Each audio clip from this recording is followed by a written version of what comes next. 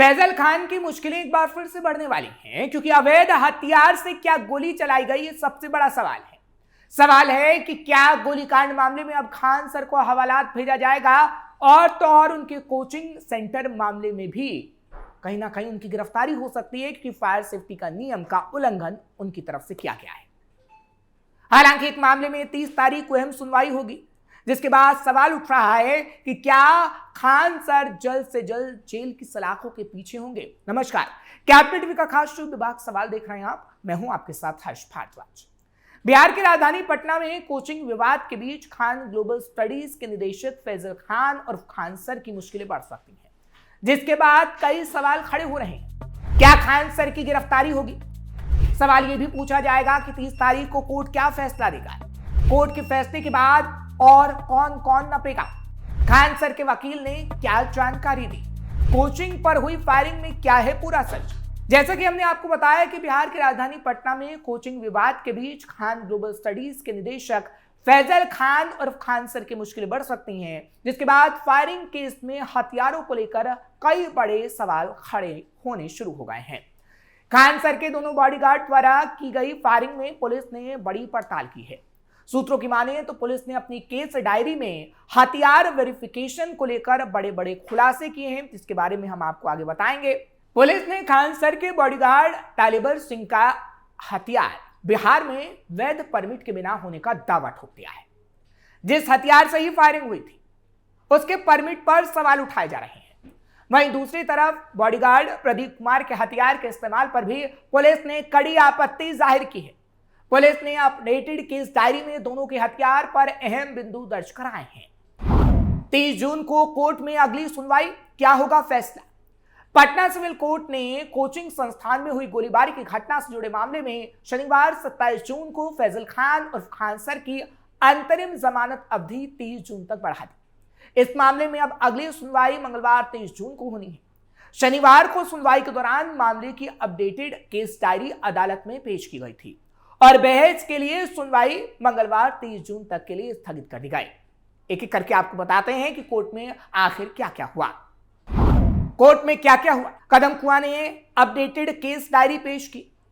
Khan sir का पक्ष रखने वाले वकील अरविंद कुमार महुआर ने कहा है कि आज ही सुनवाई पूरी हो जानी चाहिए थी, लेकिन रोशन आनंद ने जो पक्ष रखा, वकील सत्यम झा ने कहा कि डायरी पढ़ने के लिए समय चाहिए।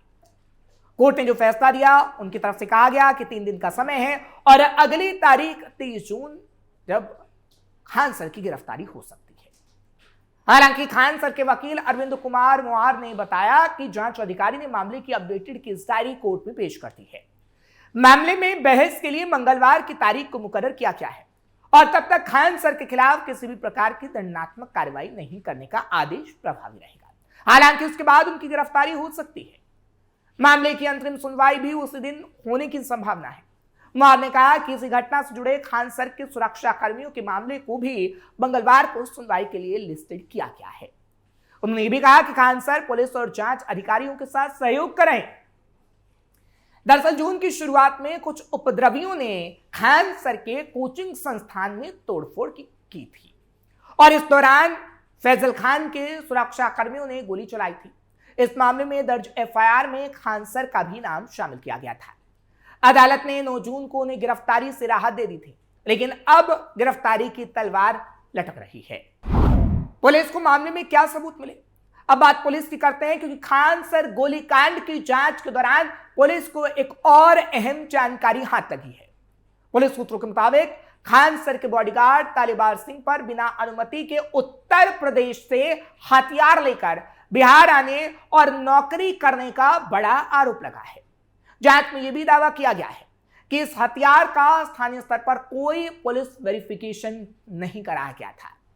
पुलिस के मुताबिक तालिबार सिंह ने बिहार में हथियार के साथ नौकरी शुरू करने से पहले स्थानीय प्रशासन, संबंधित थाने या आर्म्स मजिस्ट्रेट को इसकी सूचना नहीं दी थी।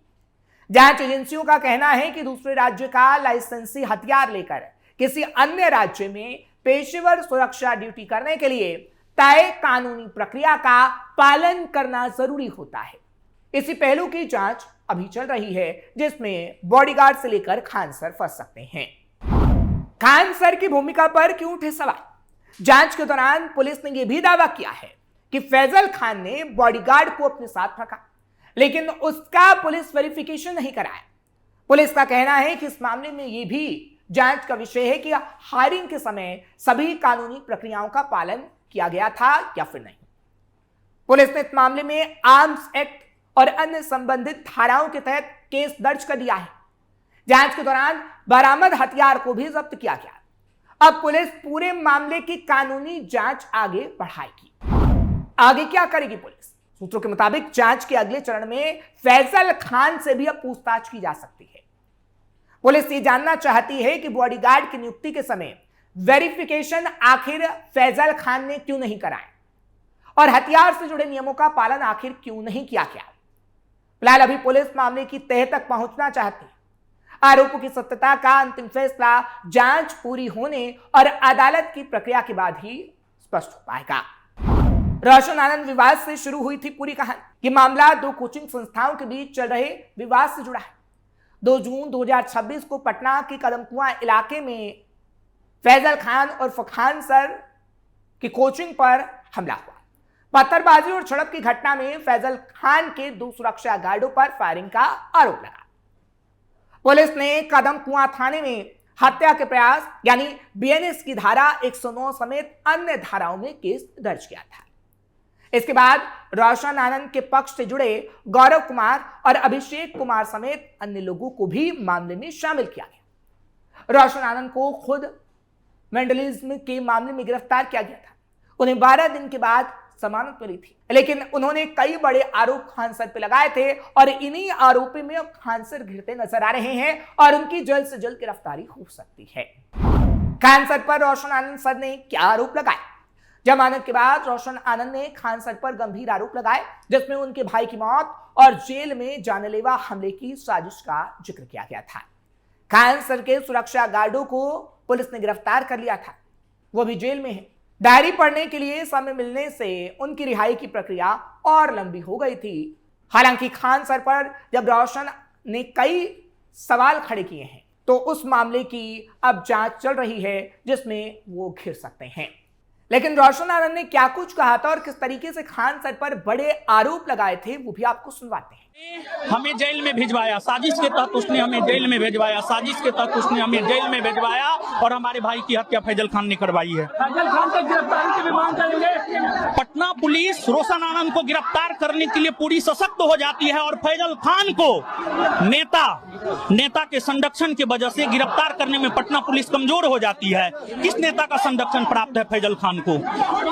और करोड़ों रुपया हमको जेल में डलवाने के लिए करोड़ों रुपया फैजल खान ने बहाया है। किसको दिया है, किसको दिया है ये जांच का विषय। आप लोग पता कीजिए, आप लोग मीडिया के लोग हैं, आप लोग पता कीजिए, आप लोग पता कीजिए, आप लोग पता कीजिए।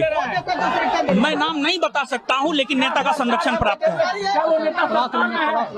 हमको नहीं पता है, सरकार में है या विपक्ष में नहीं पता है, लेकिन नेता का संरक्षण प्राप्त है। मैं नेता का नाम नहीं बोलूंगा, लेकिन फैजल खान को नेता का संरक्षण प्राप्त है, इस वजह से उसकी गिरफ्तारी नहीं हुई है।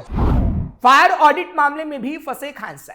अब बात करते हैं एक और मामले की जिसमें भी खान सर बुरे फंसे हुए हैं। खान ग्लोबल इंस्टीट्यूट के निदेशक फैजल खान और खान सर के कोचिंग सेंटर पर अब बंद होने की तलवार लटकने लगी है। एक तरफ जहां आपराधिक मामले में केस दर्ज होने के बाद खान सर बुरा फंसे हैं, तो वहीं दूसरी तरफ बिहार फायर सर्विस की जांच में उनके संस्थान में अग्निशमन मानकों की भारी अनदेखी पकड़ी गई है। फायर सर्विस के डीआरजी की तरफ से जानकारी दी गई है, क्योंकि इससे पहले भी 15 दिनों के अंदर मानकों को पूरा किए जाने का नोटिस जारी किया गया था और कहा गया था कि उनके संस्थान को बंद कर दिया जाएगा। लेकिन कोचिंग सेंटर में लगी आग के बाद खान सर पर गिरफ्तारी की तलवार इस मामले में भी लटक रही है। फायर ऑडिट में कैसे खुली लापरवाही की पोल? दरअसल अग्निशमन विभाग के डीआईजी ने बताया कि कोचिंग संस्थानों में छात्रों की सुरक्षा को लेकर विशेष अभियान चलाए जा रहे हैं। इस सिलसिले में पूर्व में अनुमंडल पदाधिकारी यानी एसडीओ के साथ मिलकर खान सर के संस्थान की संयुक्त जांच की गई थी और दौरान हुई सुरक्षा ऑडिट में कई गंभीर कमियां पाई गई थी, जिसके बाद संस्थान को आधिकारिक नोटिस जारी किया गया था। अगर तय सीमा में इन मानकों को दुरुस्त नहीं किया जाता तो विभाग आगे की सख्त कार्रवाई करेगा, क्योंकि पहले मानक पूरे नहीं किए गए थे और इसी वजह से आग की घटना सामने आई। देश की राजधानी दिल्ली, साथ ही साथ लखनऊ और बिहार के मुजफ्फरपुर जिले में हुए भीषण अग्निकांडों के बाद अग्निशमन विभाग पूरी तरह से अलर्ट मोड पर है। इसी कड़ी में पटना में नियमों की अनदेखी करने वाले संस्थानों पर ताबड़तोड़ कार्रवाई की जा रही है। कंकड़बाग का एडवांस पटना सेंट्रल अस्पताल, राजेंद्र नगर का आरोग्य वरदान और पिनाकल अस्पताल, अशोक नगर का श्यामा ट्रस्ट और एपेक्स अस्पताल सील करने के आदेश दे दिए गए हैं और अब खान सर के कोचिंग संस्थान बंद होंगे। सुरक्षा मानकों को पूरा नहीं करने वाले पटना के 3 बड़े होटलों को भी सील करने का निर्देश जारी हुआ और खान सर की कोचिंग में जब से आग लगी है तब से कई सवाल खान सर की कोचिंग संस्थान को लेकर उठ रहे हैं कि क्या छात्रों की जान की कोई कीमत नहीं और इसलिए खान सर ने वो नियमों को पालन नहीं किया जो उन्हें करना चाहिए था। फिलहाल आपको ये खबर कैसी लगी कमेंट सेक्शन में जरूर बताएं। खबर को लाइक शेयर करें, कैपिटल टीवी को सब्सक्राइब करना मत भूलिएगा।